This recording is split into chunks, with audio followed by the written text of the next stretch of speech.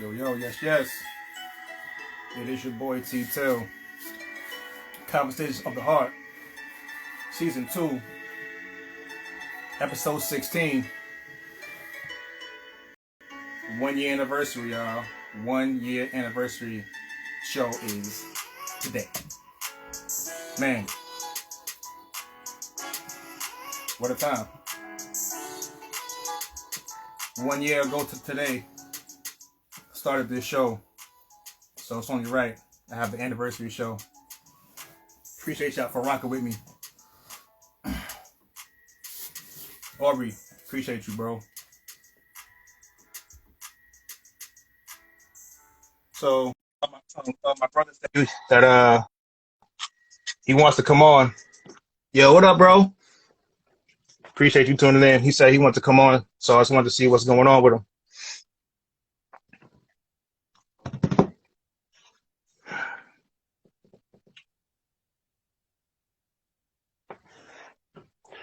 Let's see. Hi, B. Hey, I sent the request. I'm not sure if you got it.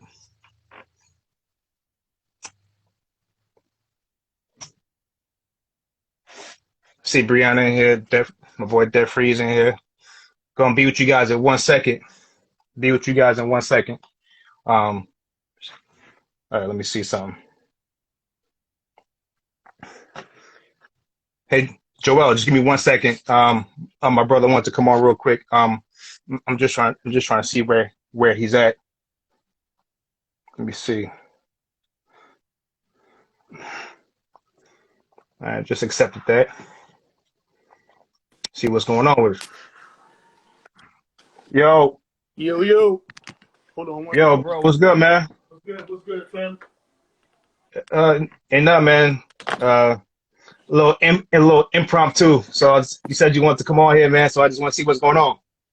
Yeah. Just real quick. What up, family? Y'all know I don't normally jump on camera. I'm always not at all. I was a little surprised about that. a little surprised about this. You know what I mean? I'm always supporting behind the scenes, heavy in the comments. You know what I mean?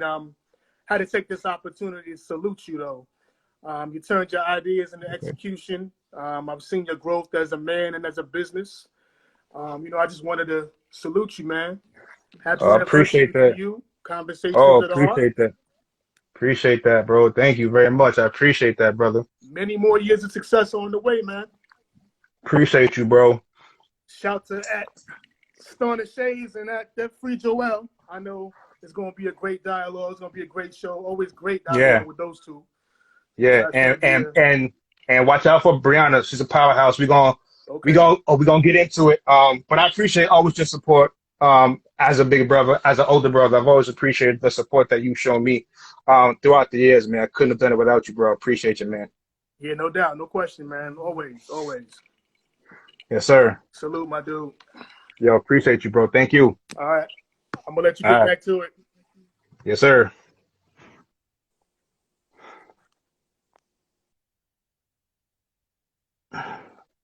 Yo, he don't even normally do that, man. So, bro, Brian, man, I appreciate you, man. I didn't expect that, man. Thank you very much. We don't have a big family, man, but, man, we all we got, man, so I appreciate you. Joel, Bree, let's go.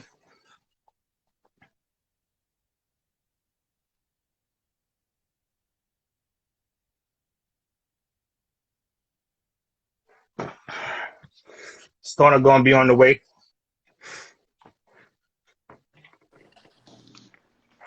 We good? We are good. We are good. We living? Yeah. We are here. Stauna's on the way. She had a little work thing, but she'll be on the way in a few minutes. So right now we just gonna get started with y'all, man. Appreciate y'all. Wait, appreciate hold up. First of all, happy anniversary. Yes, happy anniversary, T. Oh man, thank you. Let's just get this out the way now. Happy anniversary. You're doing it real big. Like, yes. I messaged you literally today about a video that got to me personally, and we talked about it on numerous occasions. So, yeah, appreciate you like a brother. and more to come, bro. Cheers to you. Cheers. Yo, Cheers yo, thank you. Appreciate y'all for real. I blame you for all this shit though. I don't. My bad. We'll get to that later. We gonna get to that too. But first, what I want to do, because Joelle, Briana, Joelle. So, Joelle, Briana was the first person that I had on my show. She was the first person that I had on my show, and I feel like she hasn't gotten her just due because the show kind of took off a little bit, a smidge after her, and the people didn't really get a chance to really see who she is, what she's about. A few do, but she is a powerhouse. Since you know what, I'm gonna put you on the spot, Bree. How old are you right now? I'm 27. 27. Joelle, 27, right? Okay. So, how long have you been running your foundation? I think this year is 7, 8 years. Yeah. 7, 8 years. So, Joelle, there is an age gap. There is an age gap, between me and Bree. Like she's like a sister to me. Right. And I've seen her progression from pretty much a child until now. Yep. And through the ups and the downs, to see where she was and to see the powerhouse that she is. Right. I wanted her to be on the show today. Because I started with her. I wanted her to be on the first show, and I wanted her to be on the 1 year today, so people could hear just exactly what she's doing, and to see it, live and in color. So, Briana, I salute you. You're a powerhouse, man. And thank you. And and Joelle, he doesn't really need any he doesn't really need much introductions, man. Debt free at Debt Free Joe. Another brother, he's a powerhouse too. Between him and Stauna, they go back and forth between my highest viewership, on my lives, because they always bring it and they always bring that heat. And thank you for always being available to me, whenever I need you guys. So definitely appreciate you both. And we'll bring in Stauna as soon as she gets off of work. And definitely do it like that. So, Absolutely, man.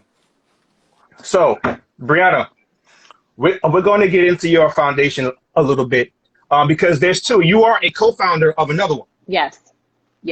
And matter of fact, so before I get into that, Stauna just hopped on. So before I do that, I might as well just bring her on too, because she gonna bring the. That's why I got wine. That's why I got wine right now. That's why I didn't get a whiskey out. That's the reason. See? The Holy Grail. I feel like I have the Holy Grail in the building right now. So appreciate everybody. So Stauna, I don't know if you just heard, but I just want to say thank you. I appreciate you for doing this. Thank you for being on with me today. Thank you as always. I know you're familiar with at Debt Free Joelle. This is Briana.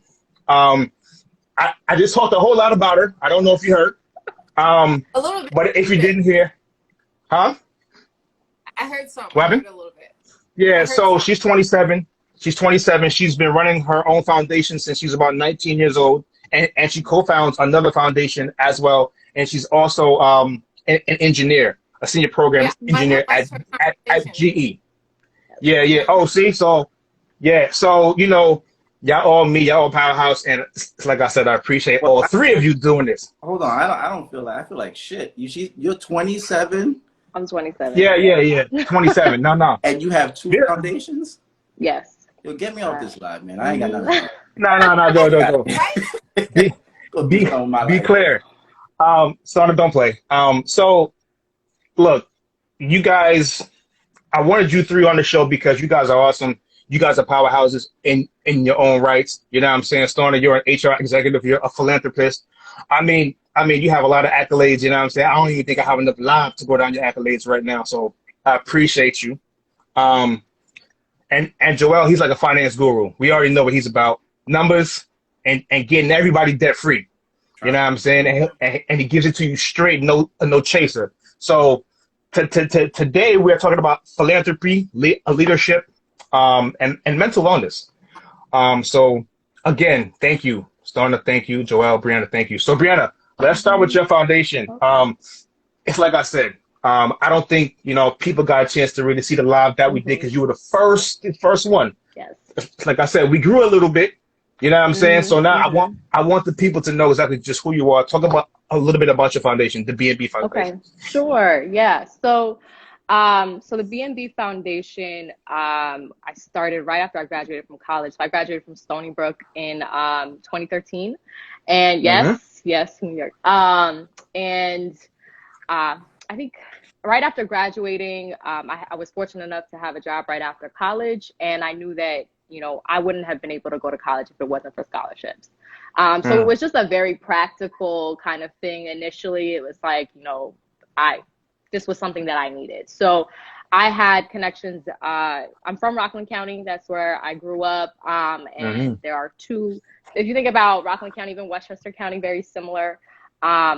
Most of the Black and Latina students who live in those areas all go to the same high schools. They're typically underfunded, underserved. Extracurriculars are cut left, right, and center, right? So one of the reasons why, you know, I went back there is, one is that's my high school, that's where I grew up, kind of giving back to my community where I was involved in. But then also we needed to change the narrative around what was happening in these schools. You would listen to the news and you would hear things like, oh, Ramapo this, Spring Valley that, like just not positive things. And a lot of my friends, amazing. I mean, doing phenomenal things. And it was like, we have to be able to connect these students, you know, these college graduates at this point back to the high schoolers who are about to go through this process and start going to, you know, predominantly white institutions or going to SUNY schools where it's still very much, if depending on your major, a predominantly white institution. So, you know, we started there. I had a community leader through the NAACP that I was involved with in high school. Told him, hey, I was like, I want to give out a scholarship. And it originally was only going to be 1 or 2 students from my high school.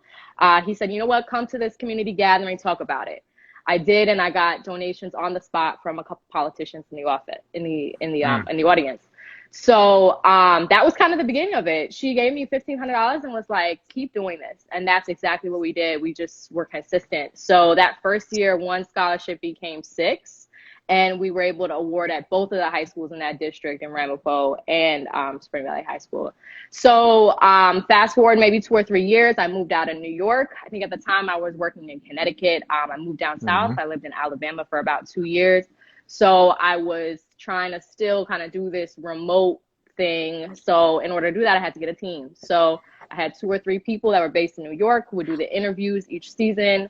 And then outside of just the scholarship, we also provided professional development and mentoring, because it's one thing to get money and go to school, but it's so much more than that. There's so much more involved. And my team and I always think about, wow, what would it have been like if someone had said to us, you know, hey, these are the mistakes that I made. Don't make these kinds of mistakes.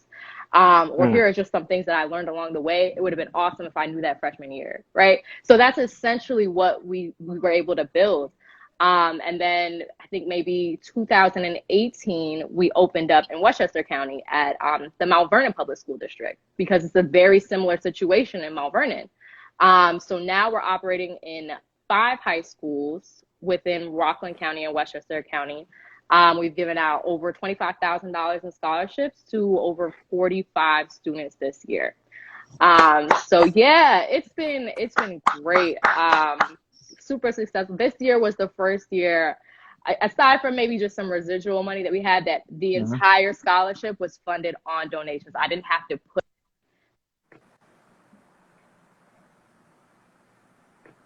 Yeah, it's been great.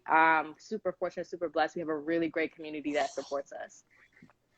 Wow. And man, that's super amazing. And I've seen you grow from having these meetings outside, surrounded, you know, on the grass, you know what I'm saying, in the backyards, to you know, having the buildings and then having an official ceremony, you know what I'm saying? Like, you went from having ceremonies in backyards to having ceremonies in halls, right? You know what I'm saying? Having the whole thing, you know, and to see that progression from where that was, from where it began to now, man, I just want to say, I'm super proud of you. Thank you. Very super proud of you. Appreciate it. Very super proud of you. Yeah. So philanthropy, Joelle, my guy, you have an interesting take on philanthropy. especially when you talk about money and finance. Yeah. Just talk a little bit about that. Let's get right to the point. I think it's corny to make money and not give it some of it away. I mean, that's really what this comes down to, right? I mean, the whole point of, you know, my purpose, and we talked about it before, but my purpose in life is to educate people, specifically minorities, on how to get better with finance so that they can be more charitable, right? December 28th, 2019, I wrote that on a pad. And I said, this is my purpose, right? It wasn't a coincidence that I wrote that, and everything kind of spiraled from that point on. It did. I think for me, it's a little, you know, we have to help each other, in my personal opinion. And it's, you know, hearing Bree's story, for example, that warms my soul because that's her actively making the decision to help people, right? In finance, a lot of people say they want to get their money up. How much do you make? What type of car you have? What's your house? What's this? What's that? All that's irrelevant to me. My thing is, how much money did you give away this year? And to who did you give it to? Right? I mean, it doesn't necessarily mean a church. I'm Catholic, obviously, but it's agnostic of religion. You can give money to your family. You can give money to your friends. You can give money to people who are in need. So that's what it is for me. Like, forget everything else. Forget the investing. Forget everything. The entire point of my existence on this earth, I've realized it up to this point, is to get people to be more charitable. Everything else to me is corny if that's not the end goal. Because if we're just going to sit here and wait for the government to bail us out, to wait for handouts all day long, this ain't it for me. I can't help. But for me, it's to empower people, to educate people, and to get people to a point where they can take care of themselves, turn around, take care of their families, take care of their friends, and then educate them on how to get money as well, so that we all can lift each other up. Powerful, powerful. Stauna. Okay. You are the co-founder of Voices Inc. Can you tell us a little bit about your foundation? Yeah. Voices started about, golly, it's been so long now. Maybe somewhere around 2005 or so we started. And really, the inspiration came years before that. I always, since I want to say 6, I'm just going to go with that. Just going to rock with that, right? Somewhere around 6, I just knew I wanted to leave the world better than I found it. I didn't know how I would do that, but it's been a thing that's resonated for me forever. At some juncture, my grand aunt fell ill with breast cancer. And I remember at about 16 or so doing a breast cancer walk, right? Susan G. Komen. And I'm in college, great friends, Deb. We kind of got together and we just like want to do something. We don't have funds though, so how do we help? How do we show up? And that's what sparked it. To then just get everybody together, and we were all just started to do these walks, and so we started to do fundraising, and then we got into the afterwards. Everybody's partying, and having a good time. Just threw a couple dollars our way so that we could donate to the walk, and people come. And we grew into over sometimes 40 plus people just getting together to do these walks. And we continued that on with going to different location shelters. We partner a lot with the Blake USA shelter in Brooklyn, and we've done things from toys to, food, just a number of different pieces. And really expect that we will have our official 501c exemption in the next couple days. So we're excitedly taking that forward and really looking to doing more. Just really grassroots fundraising for persons who want to help, want to do something, don't find they have the funding, and want to really come with a group of persons together to drive that forward. That's really what we're trying to do. So, young, old, whatever it is, if you're finding you want to do something in the world but don't know where to, get that going and where those resources exist, we're there for that. So that's Voices. Wow. So this question is for both Bree and Stauna. If you have people who want to donate to your foundations, where can they go? Bree. Yes, you can go to bnbscholars.org, or you can go to @the BNB Foundation on Instagram, and the link is in the description. Yeah. So Voices, we do have Voices United Instagram page, and we're literally, I had a call today for a web designer. So we're in the process of our development, and expect that we should have that completed in the next, I think, 3 to 4 weeks or so. So we'll have our official website on and going. We do PayPal and everything else right now, but we'll have a website really demonstrating some of the things that we've done so far and new initiatives. Like we're getting ready to really push forward donations, right? So much has happened in the pandemic, and persons found it so hard. It's like that forgotten piece of, we still want to give, right? We still want to support persons who are less than, and just even more persons really in that group. And so we're looking to launch a couple things pretty soon. So more to come on that. I will continue to share that on my page. But Voices also has an Instagram page as well. And you can find them also on my website too. And it'll take you directly to connect you with Bree, Joelle, and Stauna. So the comment says, Brian says, at such a young age, Briana is amazing.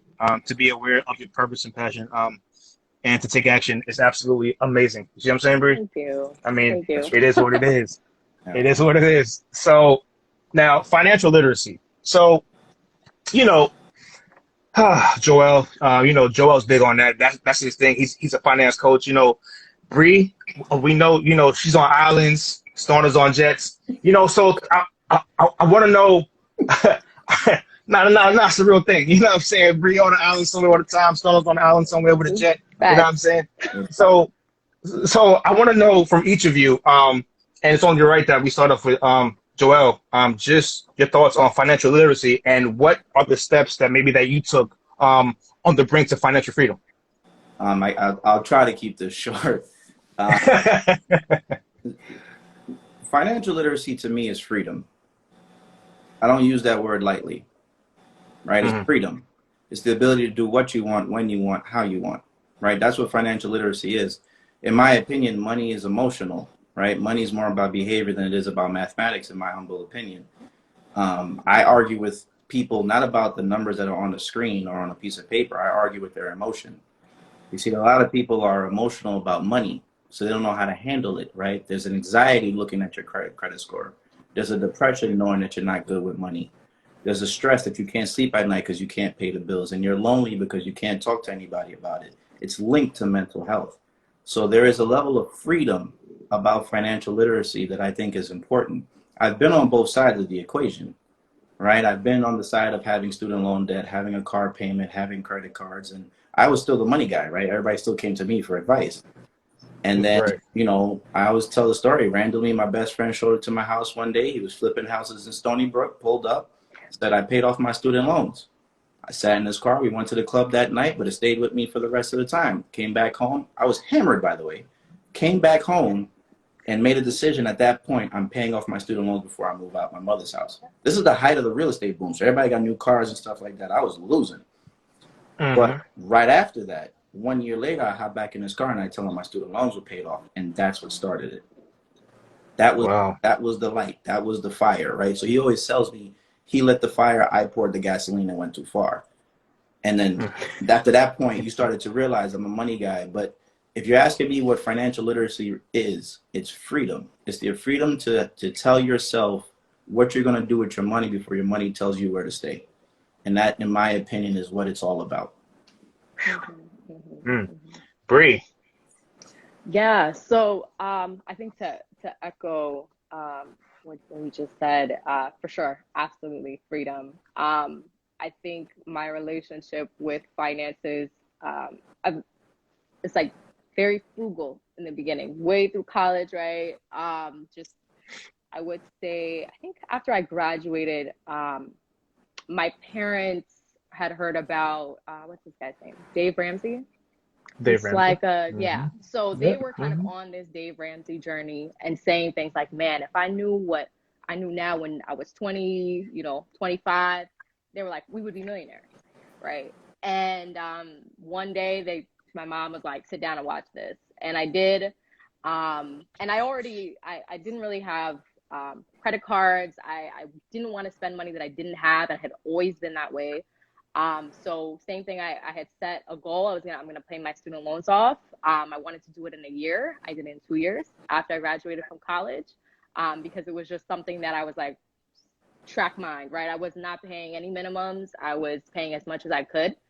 And the only reason why I didn't pay it off in a year is because I traveled, because I gave myself grace to kind of like, all right, you know, I have some time. Let me take this money and go to Europe. And that's what I did, and backpack around Europe. So, you know, I think it's also a tool, right? If you are using money as a tool and not allowing it to use you, you can plan where you're gonna lay your expenses and where you're gonna take your travel time. And I think it's one of the things that there was just so much stuff I didn't know about it. And when we started the foundation and we're doing these professional development events, we brought in financial literacy coaches to come in and talk about things like credit, because it's not something that you're learning in school. And a lot of our students have really resonated with a lot of those workshops, and we continue to offer it year after year because we see the value in it. It's something that our students are looking for, and we're learning along with them in these sessions. So yeah, I think that's quick. And you know, I'm not gonna just put Joel out there, but if you need somebody for your foundation, Joel said he'll do it. So yeah, I think Joel, we're gonna need to connect after this. Yeah. I should. Sorry, Joel. I would say I'm not even supposed to be. Sorry, Joel. I got business owners on the line. I got foundations. I'm like, listen, man, leave me out of this. Man. My boy Lenny the Great said, balance is key. Sacrifice, but treat yourself within reason. Absolutely. Very, very, very, very factual. Yeah. Stauna, I mean, you know, you want the layers and all of that, you know. So talk to us about what you think about financial literacy and financial freedom.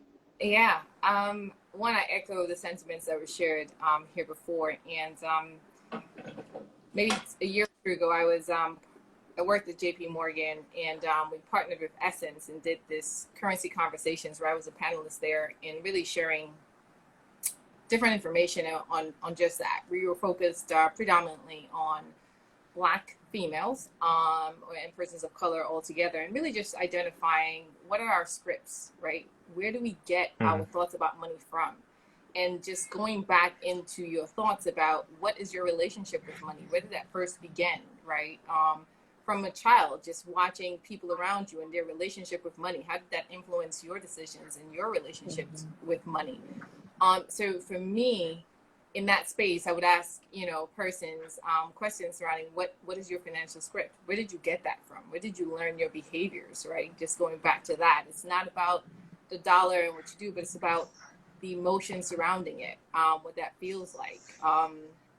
And so when I did that, I kind of went back to my grandma and her relationship and watching that and what that was like. She would know if you owed her 25 cents, like it was that, right? And she would do that from like eons. And just behaviors with my parents, right? So my parents both educators, and you know, did well enough that I watched how they use money as far as like, you know, who paid things on time before time, right? So learned that habit. Like, I'm not paying it when it's due, but I'm paying it prior. And really, it kind of, that just what Lenny shared, right? The balance piece. Like, people hear me say all the time, I give myself permission, right? I'm not utilizing this in any way other than a tool. And if at any point in time I'm making a decision that involves money that makes me uncomfortable, where I can't sleep, or I'm thinking about, you know, what am I going to do? How am I going to do this? Then I shouldn't do it. So it comes back to discipline. It comes back to decision making. I'm always sharing with my sister, you know, make better decisions, and that's across the board. So money is just one piece where you want to think about that, but that financial literacy and understanding how you relate to money, how you relate to decision making, how you take that forward is going to be really essential.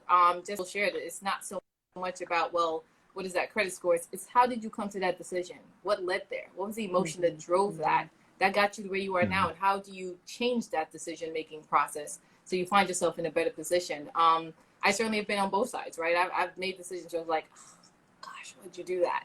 And then I was like, okay, I gotta get clear about how I'm gonna navigate through this, and making the decision to not do that again, not find myself in a position like that again, was essential. But the freedom, yes, indeed, to make the decisions that you want, right? And so a lot about money is sacrificing the happiness, right? To sacrifice what you want now for later. It's making those decisions of what that looks like.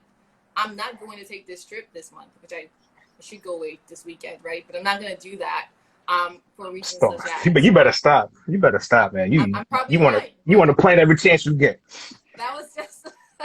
I ain't even gonna say no. I'm gonna leave it there. I'm gonna leave it there. It's fine.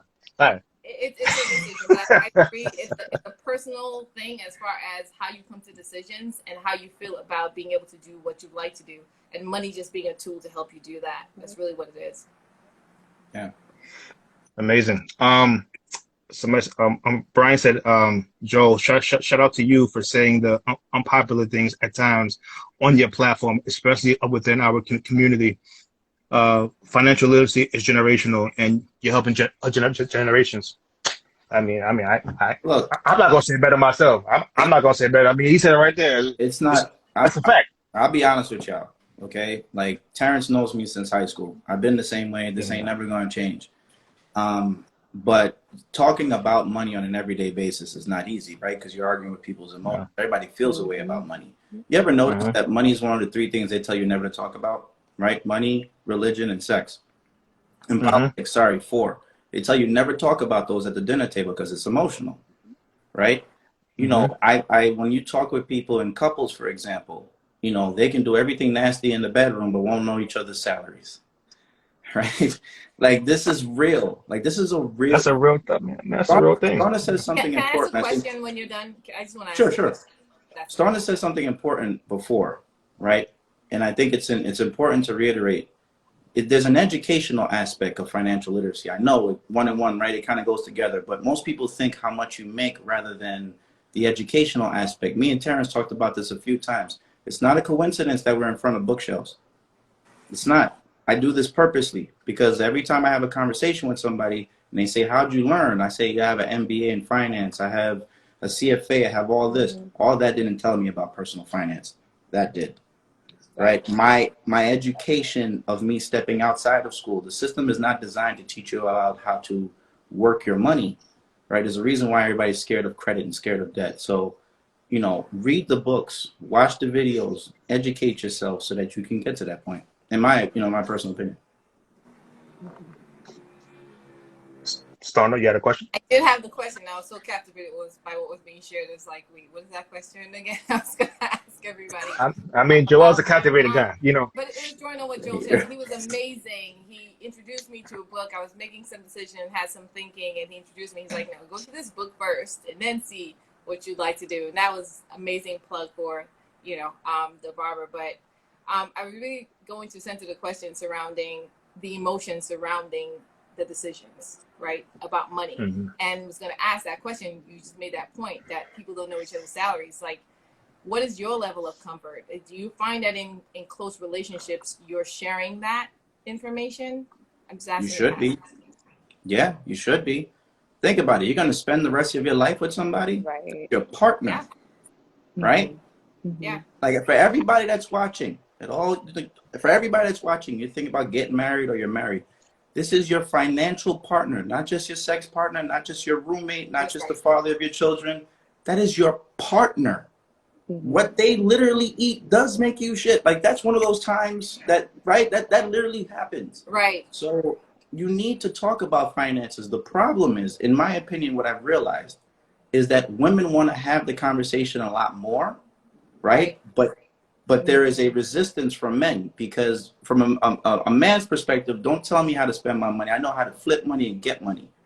From a woman's perspective, on average, it's to preserve the money, to grow the money slowly over time and build. Those are 2 different personalities.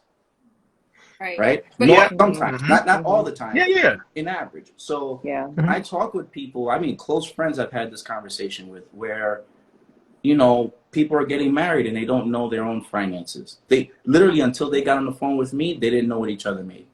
How? So, but I want everybody, I want the ladies to be clear. Joel is saying, partner. If you're thinking about getting married, don't do it on the first date. Don't like, you know what I'm saying? Like, like be clear, you know what I mean? Because I don't want people saying all conversations of the heart. Joel said, that on the first day, we got to know what's going on with you now. You know what I'm saying? Joel is saying But can partnership. When I I say just a little bit, right? Because you made some great point there as it relates to really the knowingness. And so there's so many things where it's like, well, ask them how, it's like just very general. What do you make? And I think that's such a misleading question to ask and get answered, right? It really, for me, it's like I need to understand your relationship with money, right? Yes. Beyond just how much you make. And we know growth and net is very different. What you owe, debt versus income is different. So many different things to consider. But I think so many of the conversations that I see popularized, right, center just around you should know. You should know what this person makes. Just ask that question. And I think you touched on the deeper part you both did as far as the partnership about how we would take this forward financially, right? This union that we're cultivating and creating, right? What does that look like? Who has the more responsible hand, stronger decision? Some of those things. And I think that's lost at times, even when we do get the conversation about how much do you make. And I find I'm very free to a point with my friends even, right, about that. Like, it's money. Right. It doesn't make you who you are. So, I'm not ashamed to say how much I do make and whatnot. And most people will find sometimes that that's a shaming thing. Like, I don't want to say, and I think we need to stop this stigma that we have around sharing that information about money and how to even request it. I find myself in a lot of those conversations with friends about how to go about and ask for that raise, right? How to negotiate a salary, how to move that forward is something that people are afraid to just say, how do I do that? Or just accepting, well, they offered me that, so I'm taking that. So I think a lot of that, again, back to our emotions, back to how we feel, and that relationship with money to remove some of these stigmas that exist. I'll say one thing, Terrence, before you start. I'll say one thing. Go ahead. To everybody who's watching, here's some friendly advice. If you want to know your partner's finances, start with the goal. What I mean by that is just ask them, what are your financial goals? A lot of people have financial goals in one way or another. I want to buy a house. I want to buy a car. I want to do this. I want to do that. I want to travel every year. Whatever the case is, start out with the goal and then work backwards and just ask them how. Eventually, they may get frustrated, right? A little bit of whys, a little bit of hows. But what you're trying to figure out is how far along the line of a planning stage are they at? And if you care for them, right? They're partners with you, you can help to create that vision for them. You just have to work back. Everybody has a goal. Everybody has a dream. Eventually, somebody got to wake up and go get it. So start with the goal, work backwards. See, I did it the opposite way. I was terrible with it, right? I was like, no, get your money right. No. Find the goal and then work. Because remember, it's emotional. And then work backwards. If they want the goal, they'll work for it. That's how you know if they're real or not, right? If they want the house and they don't want to be paying $5,000 in a mortgage, well, you need to start saving, sweetheart. I don't know what to tell you. Right? So start with the goal, work backwards. I think just to touch on something that Stauna said to you, you were mentioning just the negotiation piece and kind of like when you're graduating from college in that moment. And the foundation in Florida is specific to women who are in like STEM and STEAM fields, right? So, and that's close to my heart because that's the field that I'm in. But that first job I had out of college, I did not negotiate my salary. And when I tell you, I kick myself to this day. I had 3 summer internships with this company. They were hiring me in an off period because I graduated in December. So it wasn't even like the typical time when students are graduating. I could have negotiated the hell out of that because I knew that they wanted me. But when you talk about that emotion that's tied to it, when they gave me that number and it was less than what I thought it should have been, I sat back and was like, man, well, I really need a job and I don't want it to seem like I'm asking for too much, or what if they take it back, right? And at that point, when I was like, this is the offer that I have, and this is the one that I want, I'm just gonna take it. When I tell you, every girl, every woman that I meet, I always tell them it doesn't matter, negotiate your salary, because that's the starting point. If they're not willing to work with you in the beginning, when you try to get that promotion, they're not going to be willing to go to bat for you because you didn't go to bat for yourself. And every single time I have moved up or I have changed positions, I always negotiate. I have walked away from jobs that would not negotiate with me because, again, in the beginning, this is the romance phase. Like everything is negotiable, and that's something that I've always been really passionate about, making sure that young women understand that, because they will sit there and they will take whatever is on the table and not ask for more. Yeah. I think people need to learn how. The how is very important, right? Because I sit with people all the time who are just like, I think I should, and it's the how, it's the missing part, or even just knowing you can is the one part, right? And then how do I do that? How do I have that conversation? How do I speak to the value of this role of what they're asking me to do intelligently?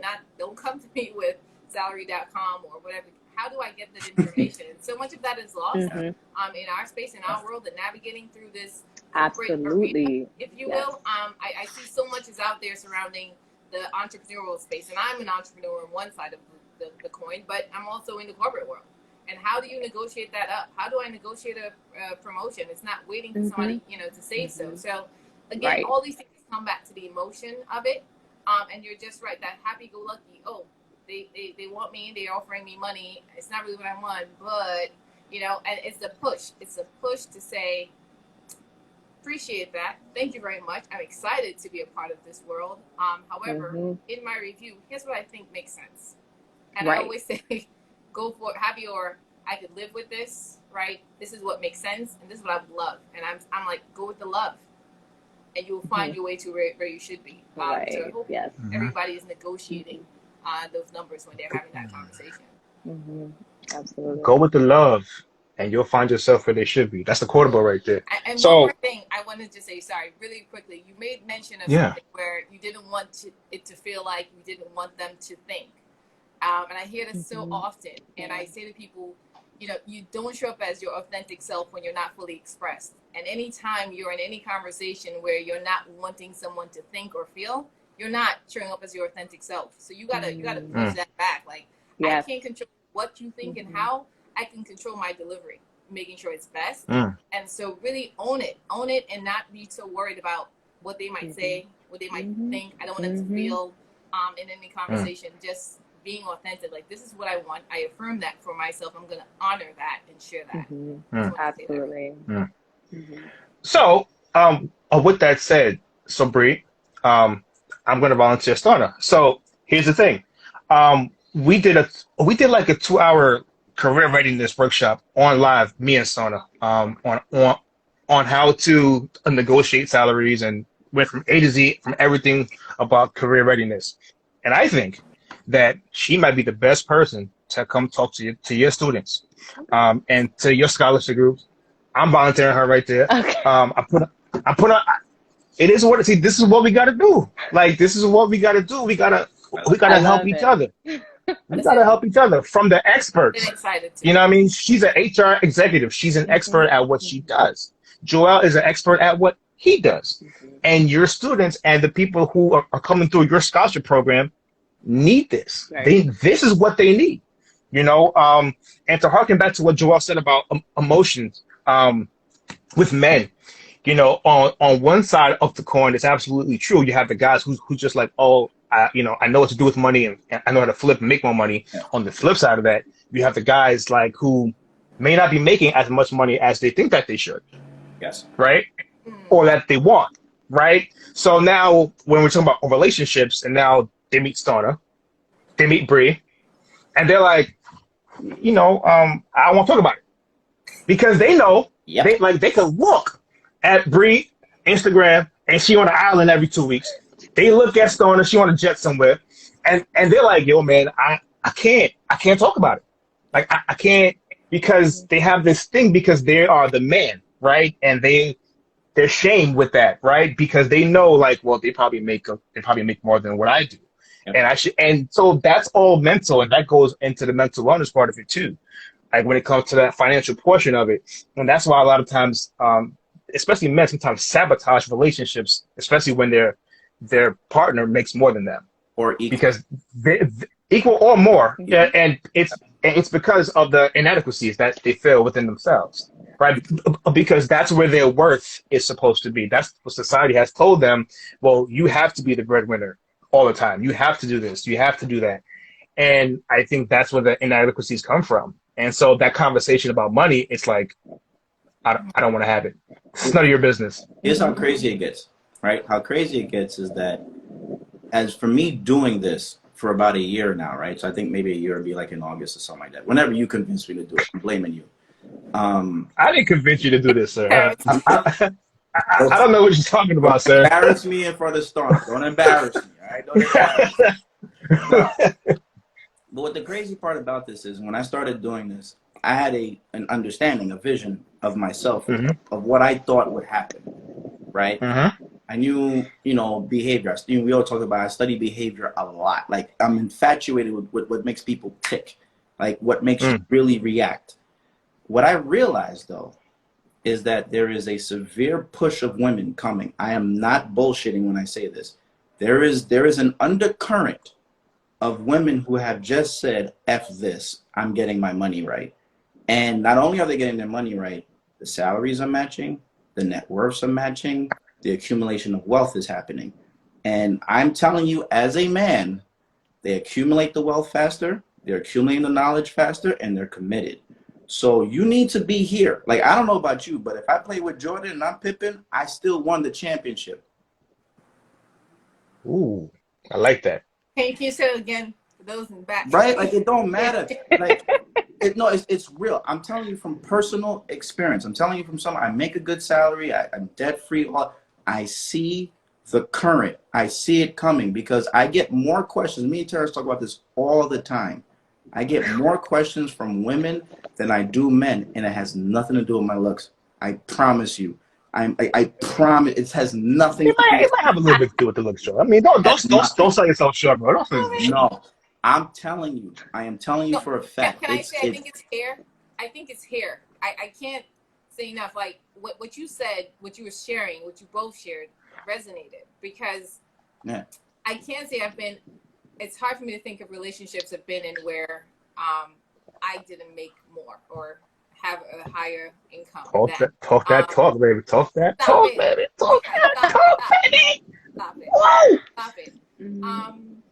But I think there's so many factors that have led into that in certain ways. I can't share enough the times that I've heard persons say to me, literally, persons who are interested, I have to get ready, right? Yes. Multiple things, and people always ask me, like, how are you single? And I'm like, yeah, I promise you my crazy is not over the top, right? But I've done that a lot. I've sat through I've sat through that in recognizing how challenging that is. And just as Terrence said, where there were thoughts made about my earning potential, just based on perception, right, wrong, or indifferent, that led to some of the, I really want to, but I've heard things like, well, what am I going to do for you? And I'm like, what? Right. And so that just so much being caught up in that financial piece where it's like, wait a second, that's not what I necessarily need, though. Right. And exactly. to have that full conversation about what is it that I need in a relationship. And there is the piece, the current that you're speaking about that I think is already here. And there's a strong piece, and I have friends and I know friends, and we speak a lot to this because in our circle, so many of us do make more than our partner, and what does that look like, and how do you navigate that space? Appreciate, yeah. Yep. Ones who making yourself small, right? Trying to figure out ways to try not to emasculate a person where you don't own that in a particular way. And how does that play into persons who really contemplated not going for that bigger job that's really sitting on their lap that somebody's directing them to gain more money, because mindful of what that looks like for their partner. Like, that's a real thing that I have sat in conversations, heard, and really, I think that's something that we got to think about a little deeper, right? As far as the emotional piece to it and how it's impacting relationship. And I want to dare say, especially in the Black community, right? Absolutely. When you think about the earning potential of Black females to Black males, and so many of what's happened in the world, how that impacts, and now what does that look like, right? When I sit there in that corporate arena and I think about the persons who might quote unquote match that, what do they look like, right? So when I'm thinking about a person who don't, but they have great qualities and they're afraid because that stigma, So how do we continue to deal with that? What does that look like? I look to you guys for thoughts on that. Well, first, Bree pretty much said she's been making more money than guys since '99. So I saw that look. 99 is a She low was number. like, yeah. Well, what I will say, I think, go go ahead. ahead. So No, I would say me and Stauna have had this conversation, I think, quite a few times on this particular subject. And it goes to worth, right? And for men, and this is just the reality, they tell us that our worth comes from how much money we make and how many women that we can sleep with. This is a fact, right? And Bree,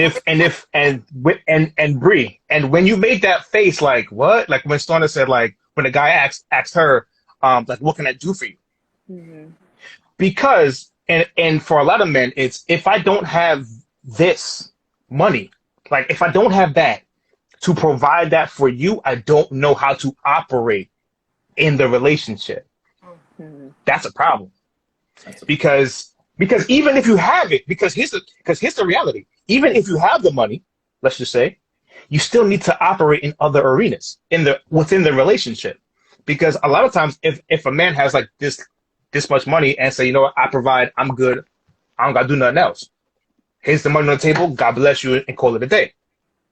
Right? So you still have to be able to be multifaceted enough to say, hey, I have to be emotionally intelligent. I have to be able to communicate. I have to be able to do multiple things to function in this relationship, to cater to more than just a financial need. Correct. Because here's the thing. What if you lose your job? Not everybody's an entrepreneur.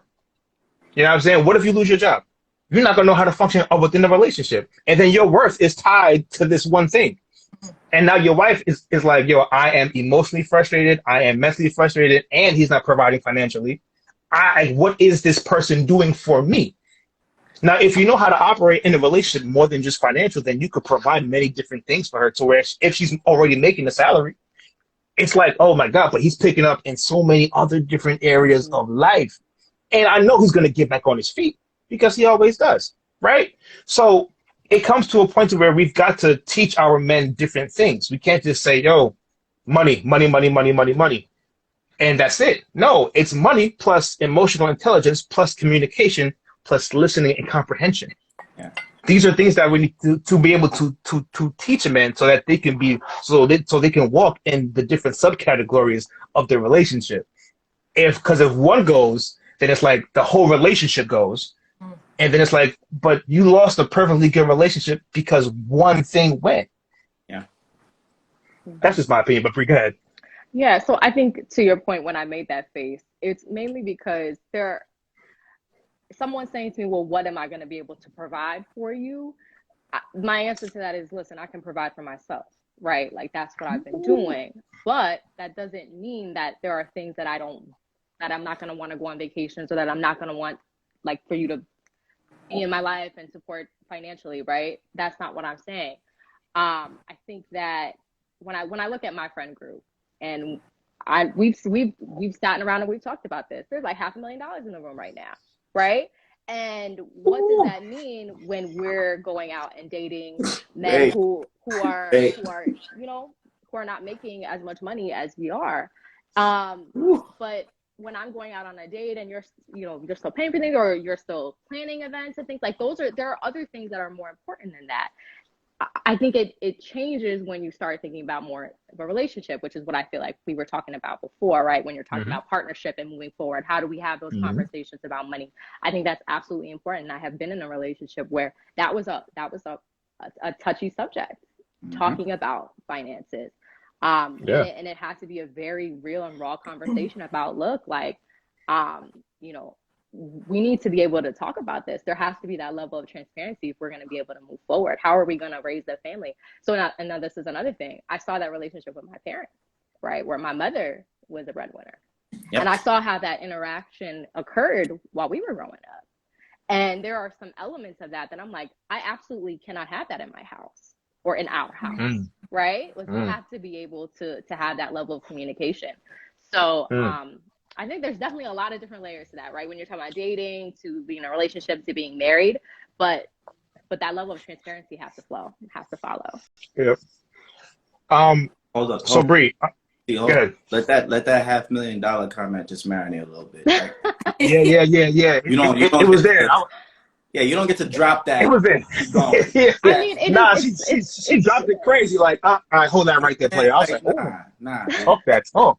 Talk that talk, girl. Let it marinate a little bit. Like woo, stop. Okay. There might be $500,000 right here with half of this live. Nah. And I'm talking about the two ladies on the top. Go ahead, never mind. So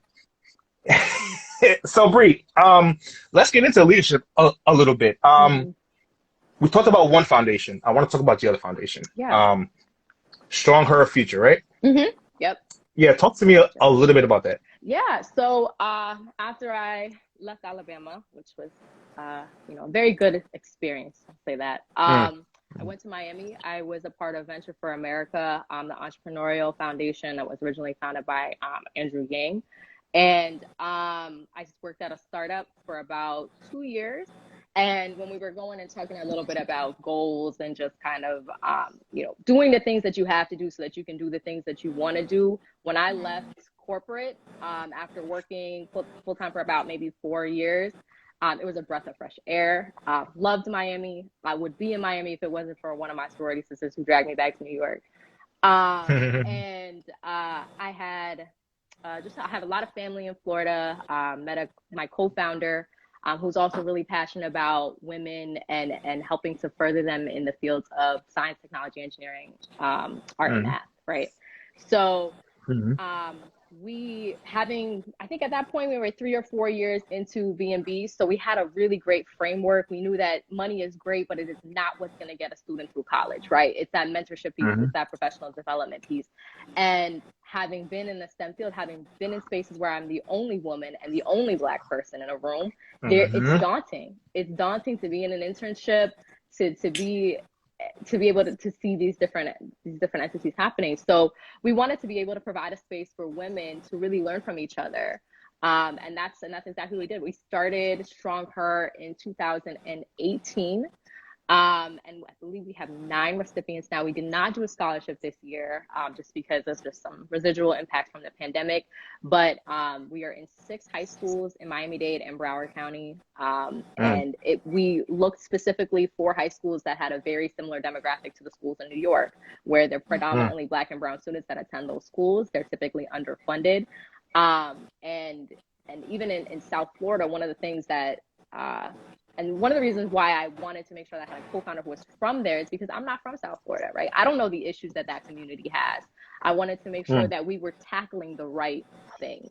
And there is a severe lack of women in technology in Florida specifically. So that was kind of where we settled and the impact that we've been trying to make in that area now. Awesome. So transitioning into that with leadership, obviously, you are a young leader, but it seems like you've been leading for a long time, even though you are young. And to work at GE, right? And you talked about it, being a leader, right? In that space, especially in engineering. Just talk to me just a little bit about what you think about a successful leader, like somebody like yourself who has been in leadership roles. What do you think a successful leader looks like? Yeah, so I guess when I think about that, I think about the mentors that I've had over the years. Most of them have actually been white men who recognize the potential. But I also went up to them and had conversations with them. I would set up, 15-minute, 20-minute conversations with them as an intern. And then I did the same thing while I was working full time, just to figure out how they got to where they got to and if that was somewhere that I wanted to be. I mean, it was essentially like, how did you get here and how do I get here? And I had a mentor who was promoted to run the facility in Alabama, and that's how I got down there. That's how I had that experience. And if I didn't do that job, I would not have gotten the role at GE that I have now. So I think there's that mentorship aspect that, being able to communicate to someone critical feedback that they need to know. I've had mentors who have said very difficult things to me that I needed to then, take a step back and think, okay, how could I have done that differently? How could I maybe have, spoken more in that meeting, or did I say everything that I needed to say in that meeting, and then have validation to that too? So I think it's a bunch of different things, but I will say that mentorship has been super important in me being able to lead the way I am now. And that's amazing. I think, everybody on this live right now, as far as us, have mentors. So a mentorship is definitely key. And it's interesting. It's just because you and Stauna both run foundations and you have corporate jobs too. So you have to be leaders in your own businesses and wear the CEO hat, right? And then going into just other roles where you have somebody who manages you. So Stauna, you've been a leader for a very long time, right? Nah, but it's a fact though. So as far as when it comes to leadership, right, what do you think are the keys to being a successful leader, in your opinion? Great question. Interestingly enough, I get that a lot. Part of my day work is leading leaders or helping teach leaders the tenets of leadership and what's most important. And where I'm glad that we're going with that is really giving more thought to the behaviors and the soft skills aligned with leadership.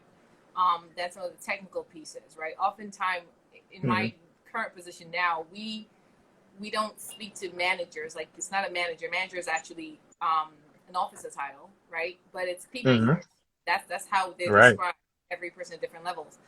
And people leaders, I mean, the work and the role really requires a person who can identify the strengths of an individual and help bring them along, help develop that. That's really the work, right? Being able to see a person and really have the intelligence, the EQ enough to identify where their strengths lie and how to develop that, where their opportunities exist and how to help that along is important. And even more so many times I find that leaders or perceived leaders focus so much on the opportunities. And science tells us that if you work on the opportunities or the challenges that a person has, if they work really hard at it, it might increase by about 80%. But if you focus on the person's strengths, they are apt to really develop those about 300% more.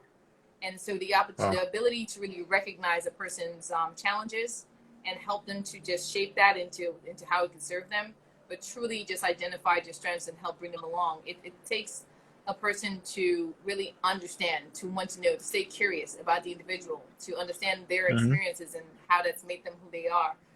In whatever way that you're doing it, be it in a corporate arena, be it in a charity, mentorship, whatever the case is, I think it's really focusing on the soft skills, the getting to knowing the person and understanding them to bring them along is really what it is for the most part. When a person finds that they can trust an individual, when they find that they could share, they can be open with the person, they're likely to follow. They're likely to take that and then even pass that forward. So for me, much of my work with my leaders today is really focused on the soft skills and really getting attuned to their emotional intelligence. We know that's more important than IQ these days. And as AI is taking so many jobs, right? Technology is really taking away jobs, but it's also creating new ones. And the more invaluable piece that they cannot replicate is just that piece. And so our leaders really need to hone in on those skills and abilities to take that forward. So I would definitely say EQ would be it. And Joelle, so you running your own coaching business right now, being a boss, in that, right? And then also you being a leader in your own company. So talk to me just a little bit about some of your pillars for leadership. Like, what do you take into the boardroom? I think it's a hard one, man, because leadership could be misconstrued. It could be misunderstood, right? Everybody's a boss. Everybody's a leader. Everybody's a manager. Everybody's this. They just throw the titles out. I truly think that, like, someone who's a mentor thinks more about you than themselves, right?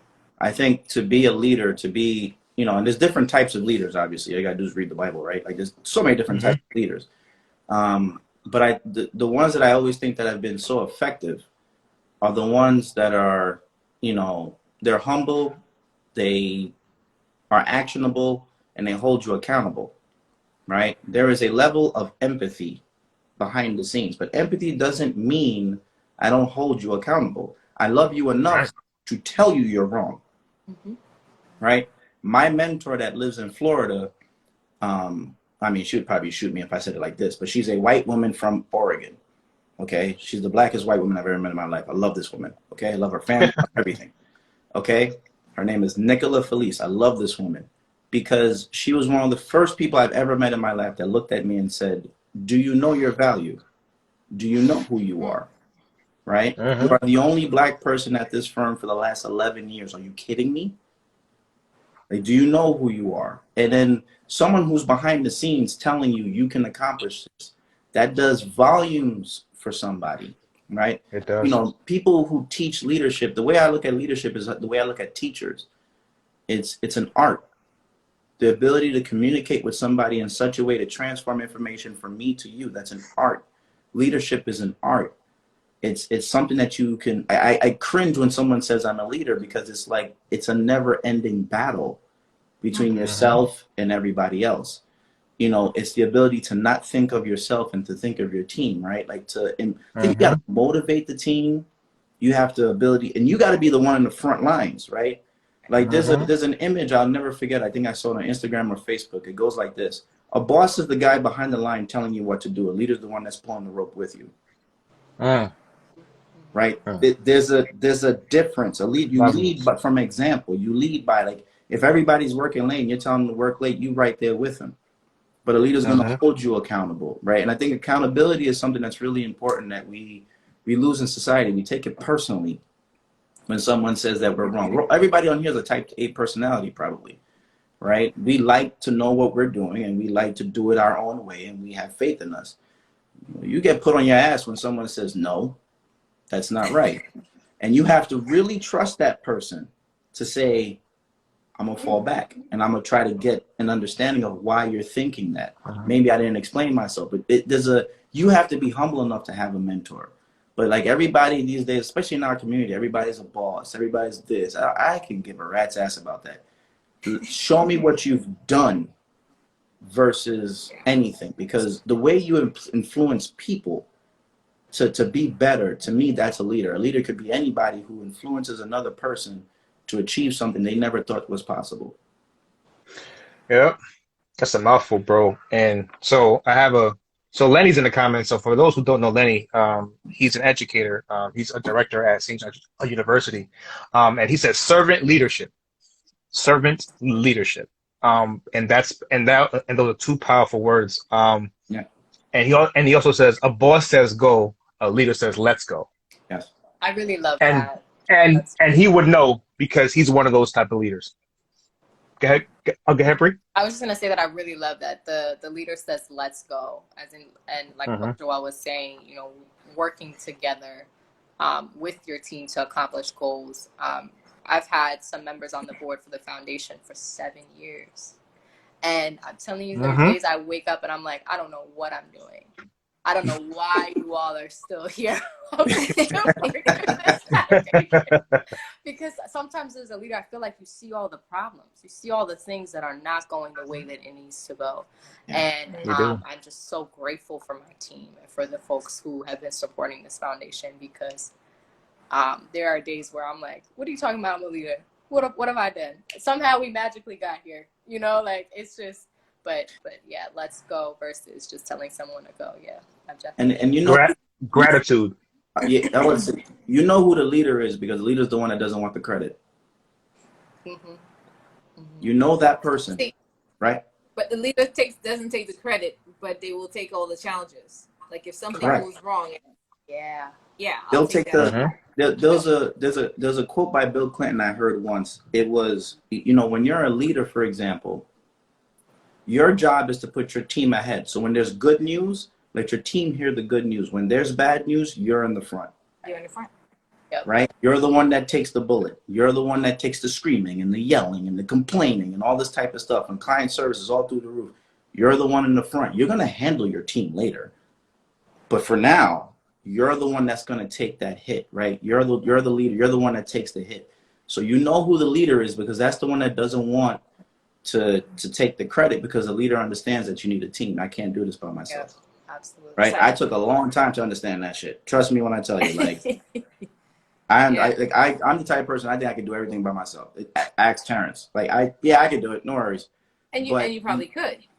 But right, but it's the leader. Yeah, it's the leader in you that says, how can you pull somebody with you? Right. And then when you pull them, everybody pulls with them, right? And you just, like, you feed back everybody else. And you mentioned there, right, the teacher, right, the leader. And even just in my experience, a lot of times when I do recruiting, however long ago that was, and even now as I look to interviews, oftentimes there is the look for a person who's played on a team, right? Sports analogies work very, very well here in that a leader is a coach, right? There's a reason when you're at work, it's like, well, we want to do a coaching. The document is not, it's a coach. It shows up in the same way. It's understanding what's necessary to have the team win. It's the same coach that sits there. I watch a lot of basketball. And in the press conference, it will say, that was on me. I didn't do this, so I didn't do that, or our guys are going to do this. And when the team is winning, it's saying, my guys did great, here's what happened. It is that coach mentality to have to see the bigger picture, to understand where the offense is, where the defense is, what transitions you need to make. It is that strategic piece, and it is bringing out the best of all the people working with you. And that big piece that you mentioned, accountability, because the clarity is kind. We struggle with that so much in the work world, in the corporate world, where it's like a person does something probably not well aligned, and the leaders are always kind of pushing, I don't want to say that. I don't want them to feel like going back to that whole bit and saying, no, how can I deliver this to you in an empathetic way, but the message is not lost? Right. That you get it, that you understand it, and that I work with you in creating that change. That's a big part. I'm not leaving you alone in this. Right. Here was the error, but I'm with you to help correct it. Right. So just continuously coaching, developing, bringing people along. And that does involve pulling them to account. Speaking about responsibility, because the hope is that, you will not just grow to be me, but surpass even. The thought that I am creating other coaches, the next step is really big in leadership. Absolutely. So when it comes to, leadership, they always say, heavy is the head that wears the crown, right? And, you guys all wear crowns in your own right, wear multiple hats, and I'd probably say wear multiple crowns, because you guys are leaders in multiple areas of your life, right? And it's not easy, things can take a toll, especially on your mental wellness. And, just because you're successful in corporate or in your business and things like that, we still have personal lives. We still have things that happen. Life happens. People get sick. People die. People, and things happen to us too, So, I'll kick it off with Joel. Like when it comes to your mental wellness, what are some of your best practices that you do, to kind of ensure that you keep your mental wellness intact? So before I even start, there's two people I have to thank for this. You're one of them, and my other one is someone I used to mentor. His name is Jamil. He'll never see this video, but I'm going to give him credit because both of y'all told me the value of therapy. Okay, let that marinate for a little bit. Therapy is part of your budget. Make sure you have a line item for it. Wow. Okay. You gotta say that one again. Make sure you have a line item for it. Wow. The reason why I bring that up is this. In our community, as men, especially as Black men, we don't have the ability, or we were never given the ability to show that emotion, to show that rawness, to show what your heart feels like when it breaks. See, what we always did was just flip to something else, right? We always just moved on to something else. What you realize one day is there's nothing else in front of you. Oh shit, I got to get my life together. See, what COVID did was pause everybody's life, right? I'll take you down, like, remember what COVID did. COVID paused everybody's life. And then you are who you are when nobody's around, right? When it's just you and your person that you've been living with, but they've been a roomie that you've just been, humping. Okay, now you got to see if your marriage can work. When you're sitting alone in your apartment, for example, and you're dealing with all your internal struggles, that's who you are. See, the reason why I bring that up is, how do you deal with your mental health? The first, I think, is through therapy if you think you need it. The second, for me, from a religious aspect, is my faith, right? My faith is big. Like, I'm, like, God ain't done with me yet. Like, right? You ever heard that expression, please be patient with me, God's not done? That, yeah, I'm him, right? Trust me when I tell you. But I think it's your faith, right? It's your faith. It's your ability to recognize that you need something deeper in yourself. The third, for me personally, though, is I love to study behavior. So that's the interesting thing about it, right? I love to study the ability of mental health. I've gotten into that, I give Terrence credit. Like, I gotten into that on my own because it's the ability to understand why people act the way they do. And I think the fourth, to be honest with you, is don't take this life as seriously as you think. Right? God has a plan for everybody, man. Just keep it moving. Do the best that you can, but try to keep a level head. Look, every day is up and down. Fuck all that. Like, it is what it is, right? I don't care who you are. We can be real confident, on live. The minute you get off this phone, that wave could hit. Right? Like that. Big You facts. could be right in a completely negative space for the rest of the night. So Big facts. You have to protect your mental health. And to me personally, everybody should have a line item for therapy in their budget, specifically because I think it's so imperative in the Black community. My personal opinion. And that's really true as far as having a line item, because people say, oh, I can't afford it, but like, you in Starbucks every day. Like, you know what I mean? You're getting that $8 coffee every day, right? Like, it's really what you want to do, though. Thank you. You know what I'm saying? It's what you want to do, because sometimes going to therapy is going to make you face your own stuff. And remember, you know what I'm saying? It rips so what I tell people in finance, yes, right? Go ahead, yeah. When I put a budget to your face, it shows you who you financially are. It's disgusting. You do not like that. When I hold the budget to your face, it's, oh God, you got warts and shit all over your face. But what do you think therapy does sometimes? Same exact thing. It rips the emotional face off you. And remember, these people are trained. They know every trick in the book. So I think for me, if it's not just therapy, it's having a support group. If it's not having a support group, I don't care what it is. But if for everybody who's listening, I don't care if you're a man, I don't care if you're female, black, white, I don't care. Try to make it a line item. Even if you don't think you need it, chances are it's a very good chance you do. Just because it allows you to deal with things that you may not realize. Right. And if you have insurance, some therapists do take insurance too. You know what I'm saying? And the thing that therapy does do, sometimes if you have the right therapist, it'll make you get sick and tired of your own ish. Because sometimes it's like, you're like, oh man, this person or this and that or blah, blah, blah, or this is happening to me, blah, blah, blah, blah, blah. A lot of times a therapist is like, puts this in front of your face and you're like, yo, man, this is on me. Yeah. Like, no, it makes you think about like, and you're like, man, I'm sick of myself. Yeah. I need to make changes for me. Yeah. You know what I'm saying? So that's definitely cool. Bree, so you talked about a lot, like kind of sometimes being the only black woman, in leadership and things like that. That's not easy, especially to deal with in your field, right? So when it comes to mental wellness, I could imagine, aside from, taking the trips, and which I know that helps a lot, you know what I'm saying? Believe me, vacations help a whole lot. But what on a daily basis do you do to make sure that your mental wellness is intact? Yeah, so I think my ways for tackling this have changed over the years, right? Like when I first started working, when I was working in Alabama, I was managing hundreds of people, mostly men. This is the aviation field, right? And I would come home and I would like replay things that happened during the day, and I would like comments that were made to me, and I would internalize them, and then it was bad, right? So one of the things that I think I've learned along the way is setting boundaries and also knowing my worth, right? I'm the only one who determines how I feel about what somebody else says about me, because I know when I come in that building, I'm giving 110% every day. And even the days I walk in there and I give 100%, my 100% is way more than somebody's 100%, right?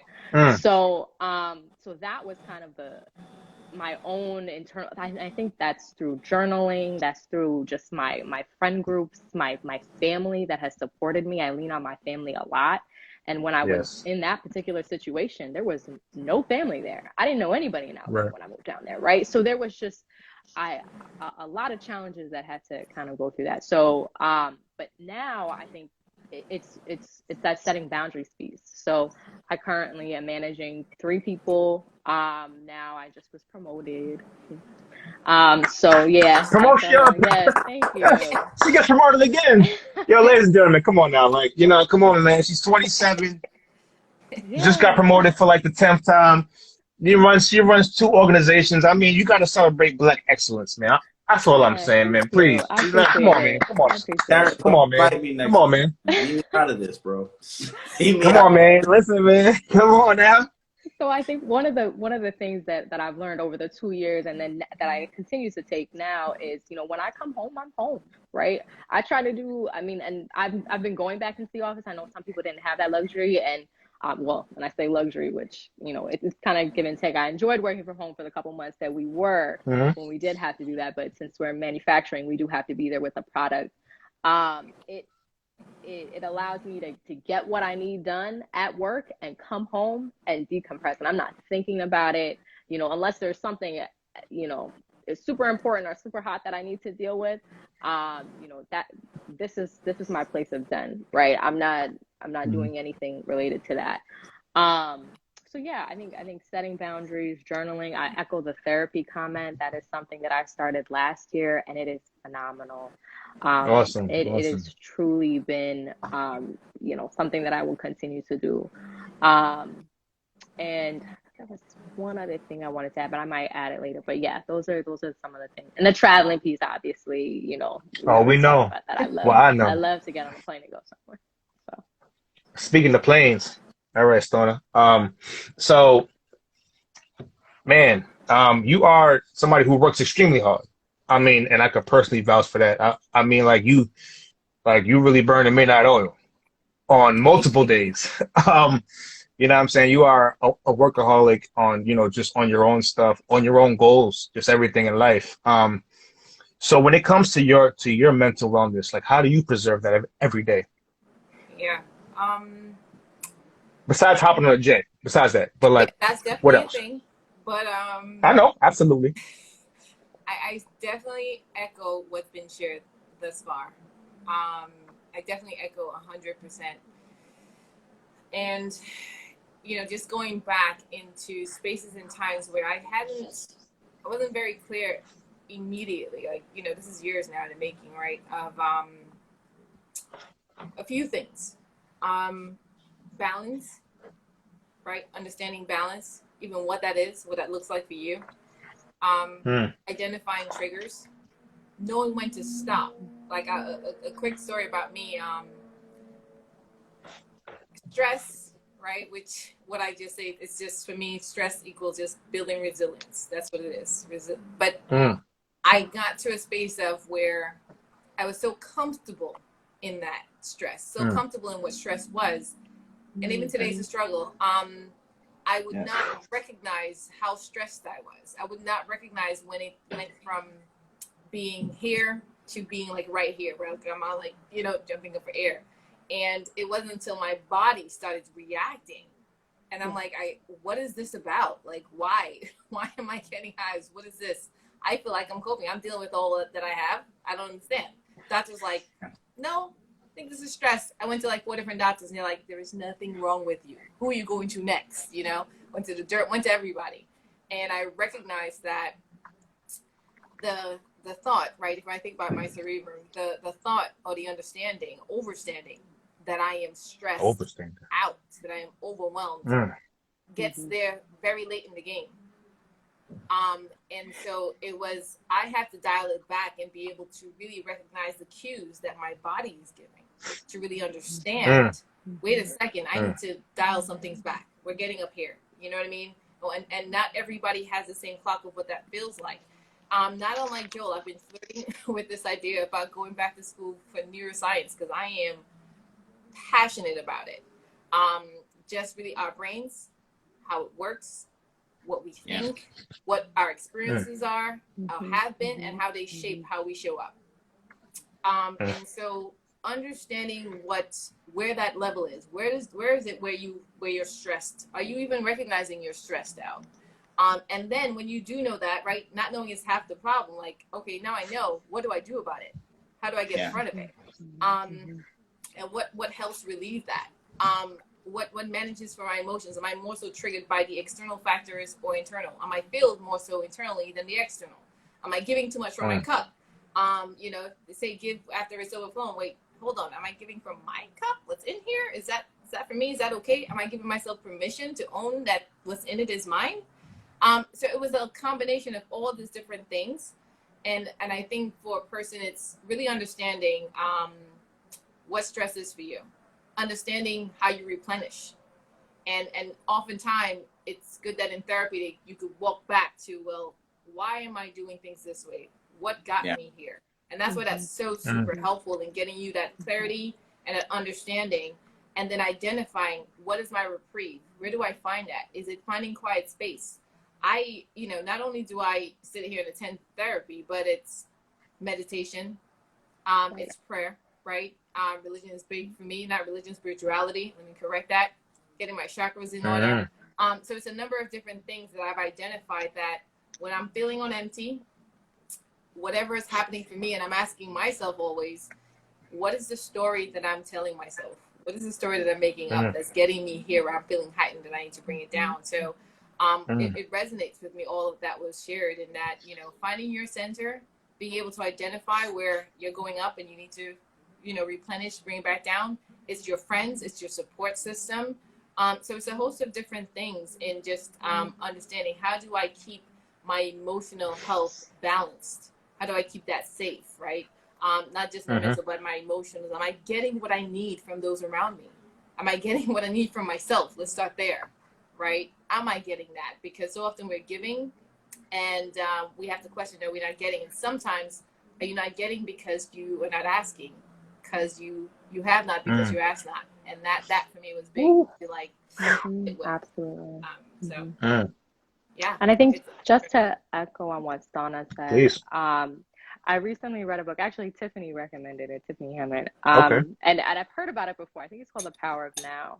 So I listened to it on Audible the other day. Oh my God. When I tell you, because I think Joel is going to say type A, right? So planner, right? So thinking long-term, thinking future, right?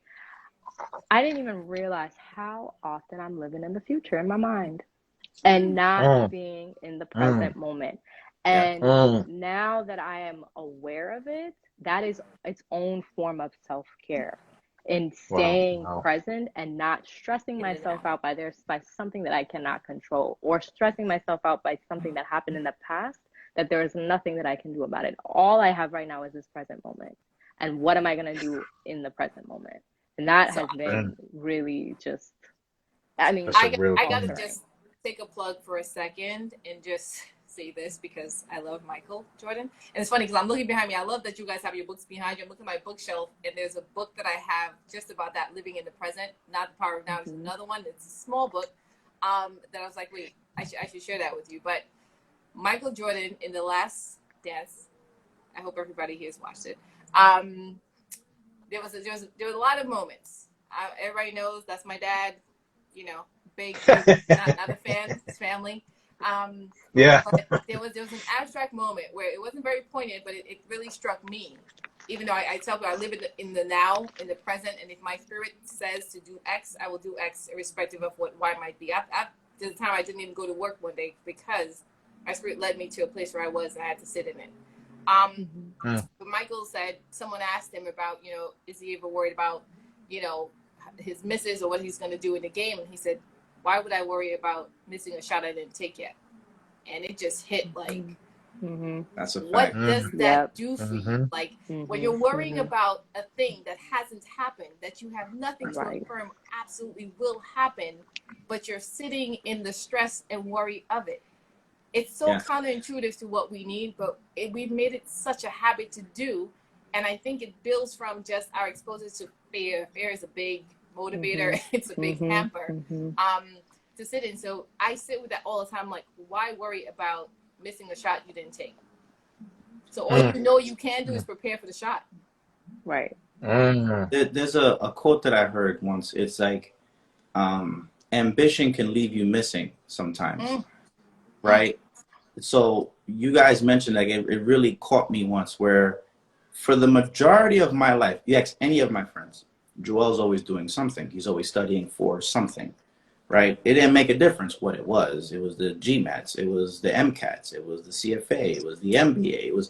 There's always something that's ahead. So as far as I'm concerned, I was living in retirement at 22. Like, that's how far ahead I was going until the world stops.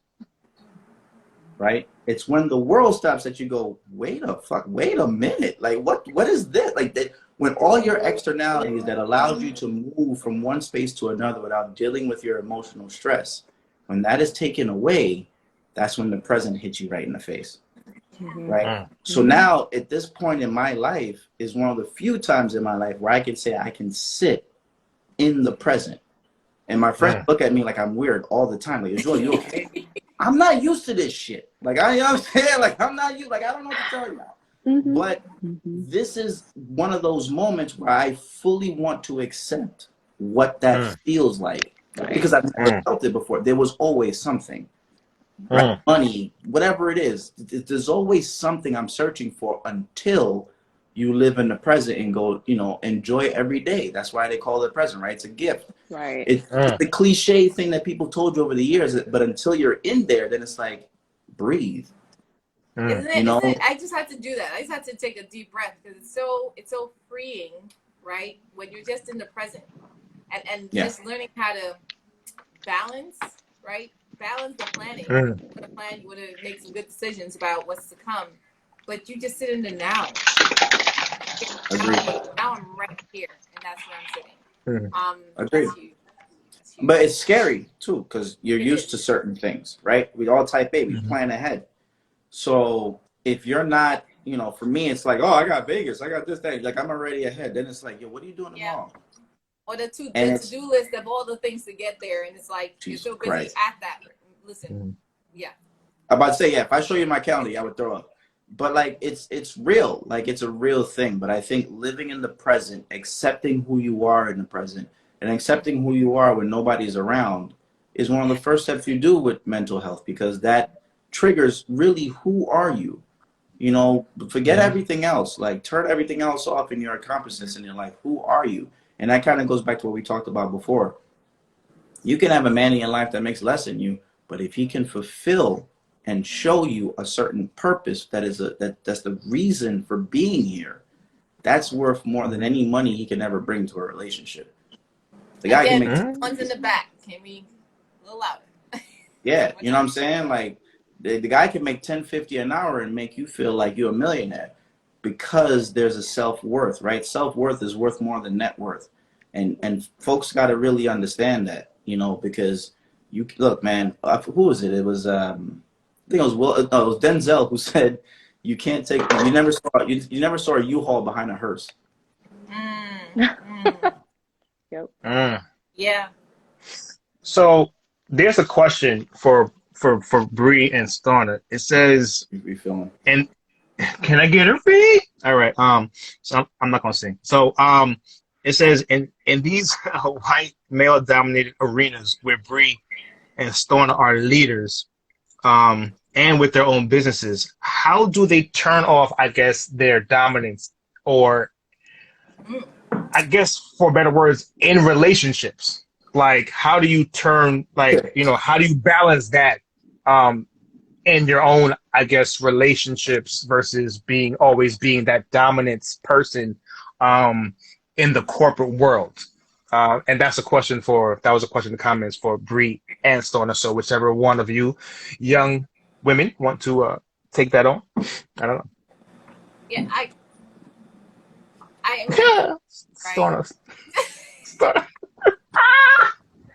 I ain't gonna say that again, please. I ain't gonna say that again, please continue, please. It definitely was a space as journeying growing up in the corporate world so long. Like I started my career years ago at HSBC, right? And I came to understand it, to see that challenge right away. What does that look like? How do you balance that? How do you, balance that with a person? How do you switch that off? That thing where you're on. Like I'm making decisions every day. I'm in these rooms where I am often the only person of color or the only woman, more than not. And pushing back and having those hard conversations and really exercising my masculine energy, right? So much. And the interesting part that I don't know if it's true for all, but it's definitely true for me is in a relationship, though, when I come home, when I'm going out or whatever we're doing, my feminine is screaming out.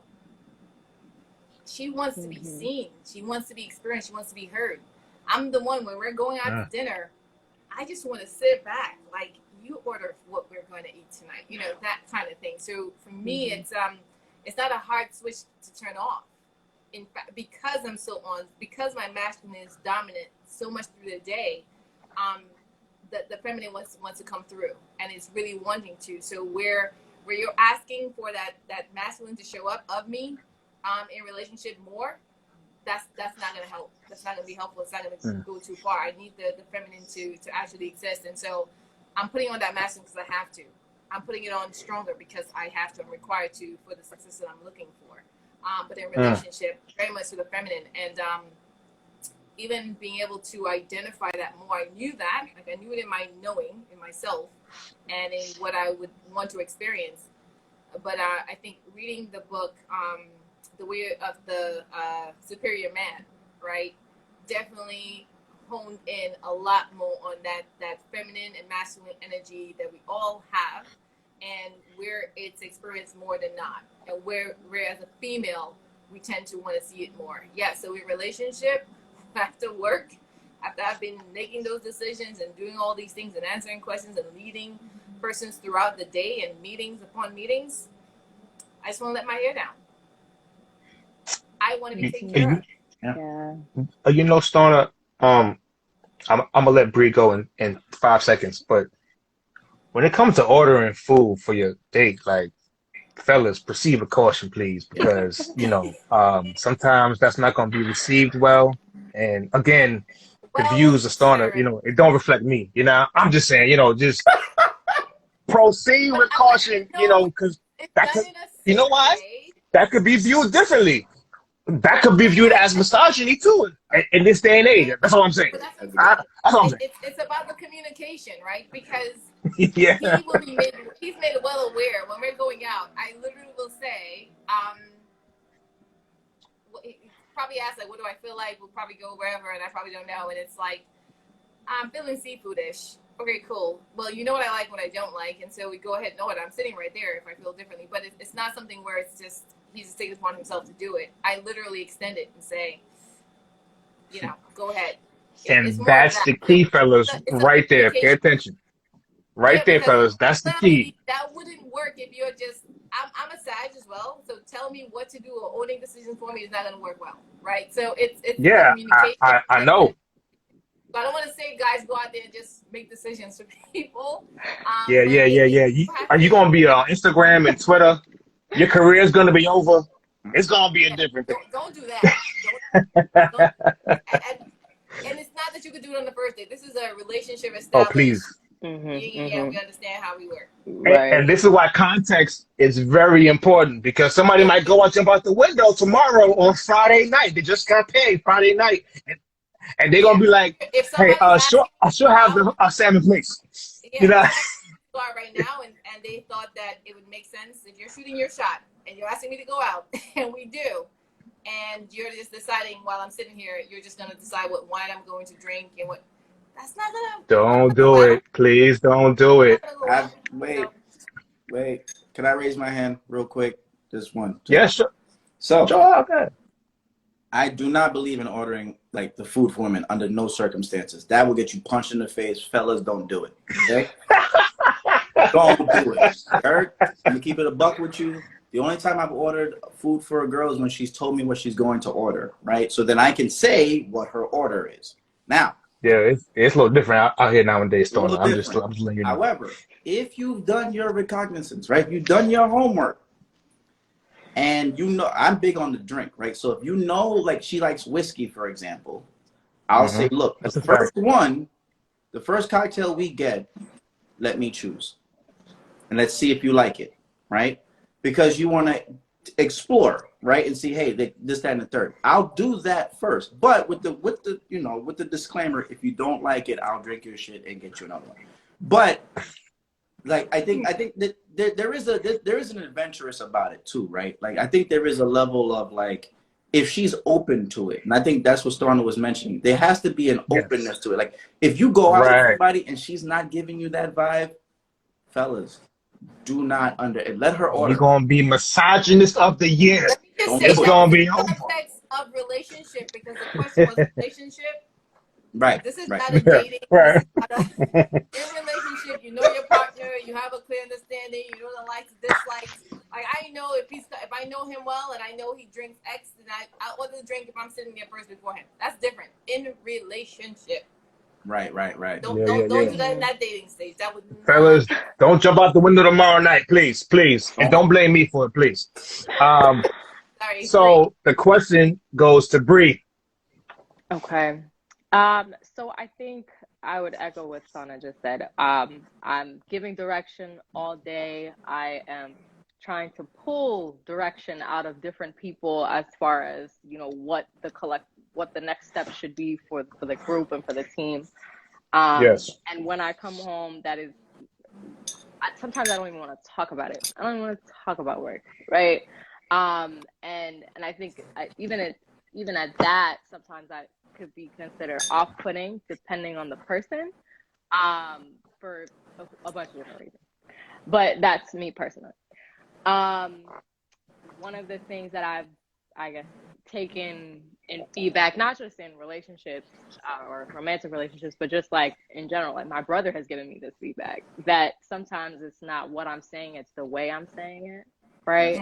So that comes through with everything. And I am direct, I am blunt, and I have had to kind of work on that and be cognizant of how I'm saying what I'm saying. And I feel like when I'm at work, that right there. Yeah, I mean, that right there. I feel like when I'm at work, it's, I guess, because it's just a different level. It's a different environment. I'm not gonna talk to somebody like I'm talking to my boyfriend or like I'm talking to, you know, a family member. Yeah. So I don't have any issues there. But sometimes when I'm speaking to somebody, I mean, I think I'm speaking logically, right? Because that's the way my brain works, right? but it might not always come out that way. So in relationships, for me, I have to be very transparent about that in the beginning so that you can then come and say to me, hey, Bree, the way you said that made me feel like this. You know, and then I'm like, oh, wow, that was not my intention, right?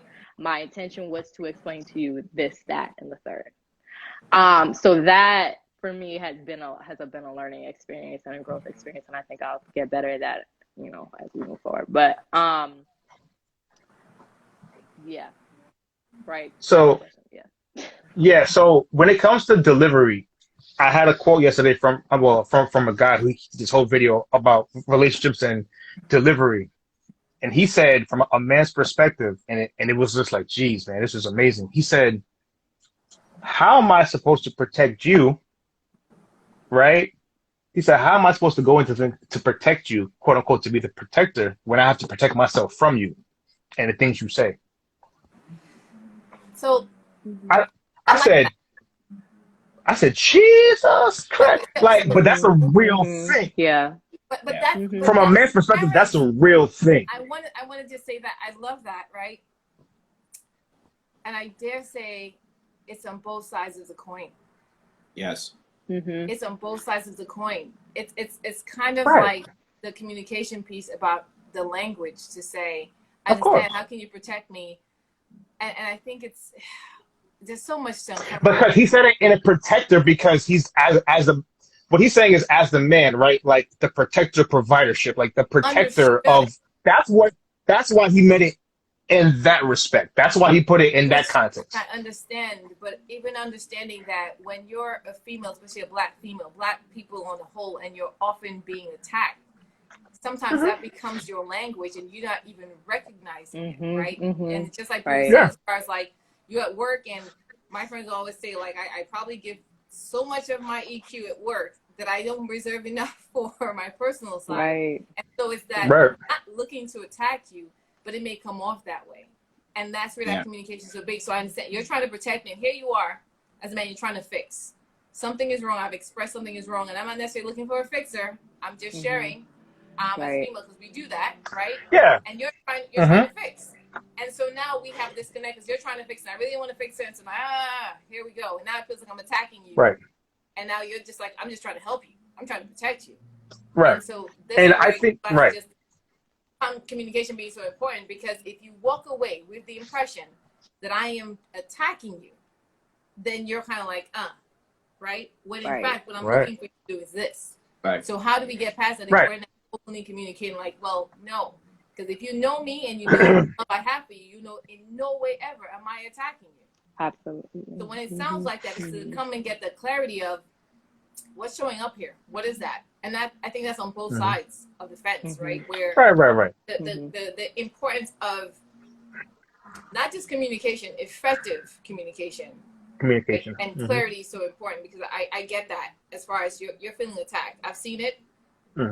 Probably done it a few times. Maybe more than a few, right? Where it came across like an attack, but wasn't the intention, but didn't even recognize it until it was made clear that, hey, here's what that sounded like. Here's what that felt like. It was like, whoa, sorry, that's not, you know?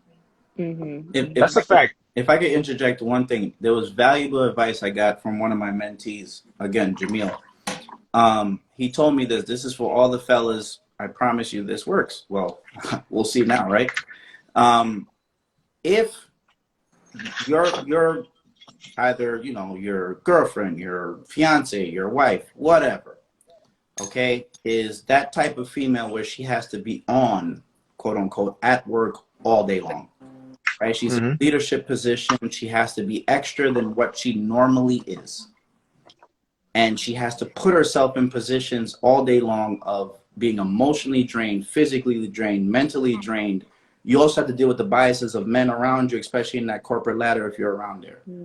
When she comes home, or when you guys go out, or when you order food, but you don't order her food, right? We got the no, don't order her food. Yeah. Right? Be clear. Be clear. When she starts to tell you about her day or her problems, ask this one question.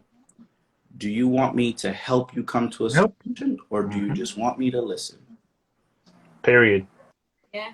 Because receptive, right? If she's receptive to what you're saying, if she says, "Nah, I just need an ear right now," you don't have to solve her problem. You don't have to be the fixer. All she needs is she just needs someone to let this out to. I have made this mistake a million times, because for me, I'm thinking, all right, you're telling me a problem. I'm gonna flip the issue. I solved it for you. Let's move on and get this other food. And you're like, that's a fact. I didn't ask you for this, and that's when the shit kicks in, right? And it took me years to understand that. It took me years to get that, because for me, there's another one in there too, because I am that person where after that day of work, I need to decompress. Yes. I don't leave me alone. Right. I don't want to share. I don't want to, like, my sister would ask me all the time. She would call and she was like, "How was work?" And I'm just like, stop asking me questions. You know, I don't want to discuss what happened at work. I don't want to go through it. It's happened. It's there. I'm here now. I just want to be unbothered, and I need that space. And sometimes persons walk away with like, you're upset, or they're, you know, trying to figure out your mood or whatever the case is. And so sometimes you just need a quiet moment that might be an hour, but whatever that is. And there are times where I've seen guys walk away kind of like, oh, you know, I thought you were mad. So it's like, no, I just just need space for a minute. And so it's not like something is wrong happening when I come back and I'm like engaging now. I just need to decompress. So that's it. But I love what you said in that, just asking that question. That's it. It's true. It's true. It took me a year. It took me a long time to understand that, because I'm the person that want to just jump inside the booth. You know what I'm saying? Loosen up the tie. Superman's alive. Superman's alive. You know what I'm saying? Like, you know what I mean? And I'm just like, yo, and I'm just like, yo, I'm here to save the day. What do you need from me? And I want to do it, right? And because I don't want you to have to hurt I don't want you to feel like this. So I gotta fix it. And and it took me a long time to understand that's not really not all the time of what you guys need. You know what I'm saying? Like, you might already have the answer, but you just need to just let off. You might just need a hug and not say nothing. You might just need to just talk. You might just need whatever it is and we need to really understand or understand who we're with. You know what I'm saying? And comprehend the things that they're telling us. You know what I'm saying? Instead of what we think that they want. Yes. Or why not just keep it simple and give them what they need? Yeah. You know what I'm saying? And I think it took me a while to understand that, because I'm a fixer, and if anybody knows me knows I am a fixer. And it's just that's the area that I operate in. It's all right. So what can we do? Like, solutions. I need solutions. Like, and I want to give you solutions. So what can we do? Like, I'm very solution oriented. So it's just like solutions. And you need to have them, because if you don't have them, I'm going to give them to you. And it's just like, wait, pump the brakes, come out. You know what I'm saying? Like, that's not necessarily what I need. The worst is when you give them a solution and they don't even want that solution. Now it's now it's a whole different conversation. Yeah. Now it's a problem. So quick to like, wait, it almost is like, are you undermining me? Are you insulting my intelligence? You don't think that I can solution this? You know what I mean? Like, or it could flip to that. Like, like, but then it's just like, that's true. Yeah. But then it's just like, I thought you wanted me because you wanted me to help you out. You wanted me to fix it, man. You came to me. Let me take it off your shoulders. Let me cater to you. If you're just shut the hell up. Just shut the hell up and ask them, what do they want? Like, and like, in that context, if she's really on the same wavelength with you, she'll answer. And at that point, it resolves everything. If she needs your opinion, she'll ask your opinion. Right? You can still give her what she needs. Yeah, you can still be engaging. How can I support you in this? That's it. Yeah, that's it. Period. I support you. I know that way too late. Okay. Oh no, I really am trying to figure this out, and I'm trying to work through it. Okay, that's different. I just need a moment. Cool. Yeah. I mean, that's that. I think in any relationship is like, how can I support you in this? How can I show up for you? What does that look like? And I think sometimes I don't know. Sometimes I don't know. Sometimes it's that. Absolutely. I feel like sometimes when you're playing that dominant role so much, like throughout the day, or you're planning things all day, right? You want to just come home and be like, somebody already has, to come home and already have plans be made, right? Food already to be there. Just, that kind of stuff is just so, I'm like, oh, wow, okay. Let me cater to you. I told my friends, I'm tired of eating. Yeah. I'm so tired of eating right now. And they're like, what? I'm like, I'm tired of eating. Listen, just all these different foods. I have Peruvian, I have whatever. And I'm just tired of thinking about what to eat. I'm just tired. Yeah. You know what I mean? I'm making decisions all day. I want to throw things that people have in my mind. And I don't want another thing to think about. Right. Yeah. And it's not to say that, like, I think we're all saying it's the communication. Right. I think it's not to say that, like, oh, I don't want to make any decisions in the relationship, right? Like, that's not what it is at all. I think it really is. It's a co-lead type of thing, right? Understanding each other's needs and wants, and then being able to kind of be able to sense that, like what we were talking about, when you know your partner. Yeah. Sometimes you're gonna play the lead. Sometimes you're gonna play the supporting cast. Right. That's just the way it is. Yeah. Supporting actors, actress. You know what I'm saying? Partnership. Yeah. 50-50, right? You got to know your partner. And I think, like, I've been reading a lot of books on like love and things like that. Like, you got to know your partner's love language. You got to know what they think, how they react to certain things. And some days when she comes home, she don't want to think about food. Motherfucker order food. Hopefully you like, she likes what you like. You know what I'm saying? But you better order something that she's used to, right? Don't that's not the day to experiment. Right? It's not the day, fellas. Just get a certainty. Say it again. That's not the day to experiment. It's not the day to experiment. That's the day to be certain. An angry moment to she's ungrateful to so many things.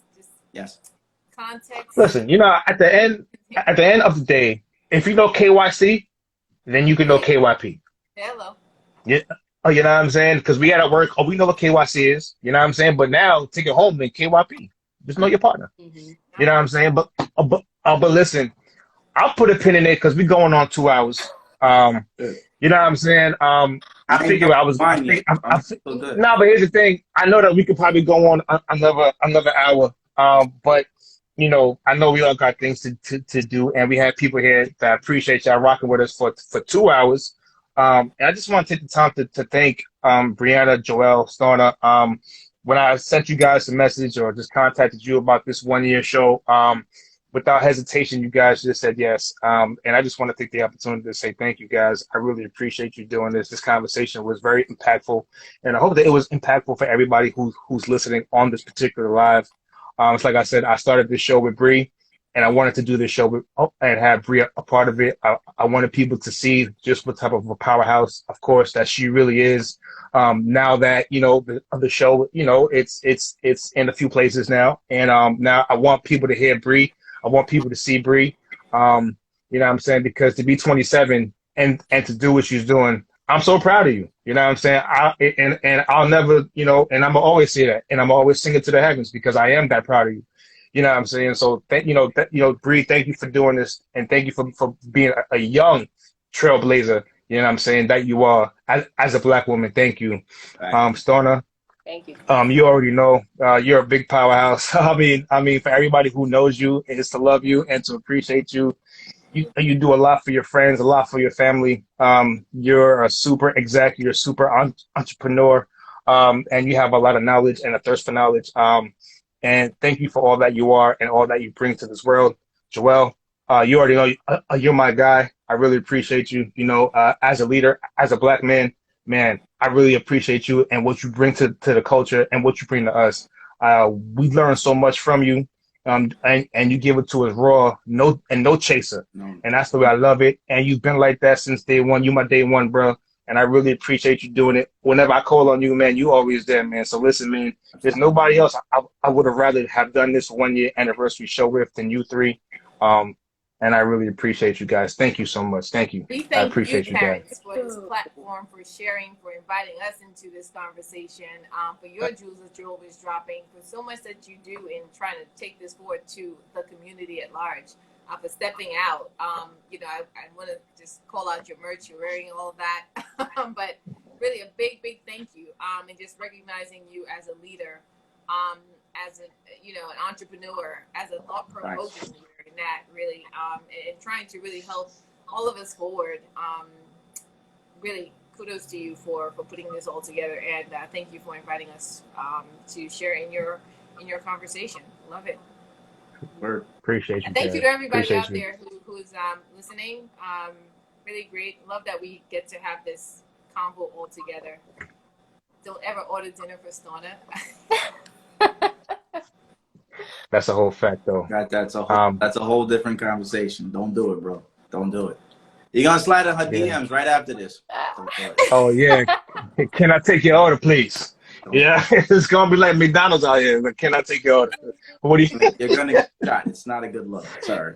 Oh man, you guys are awesome. Keep doing the amazing things that you guys are doing. Hopefully we can do this again. Live maybe next. We'll talk about that later. I'm always getting y'all into something. But we'll talk about that later. I appreciate you guys. Thank you so much.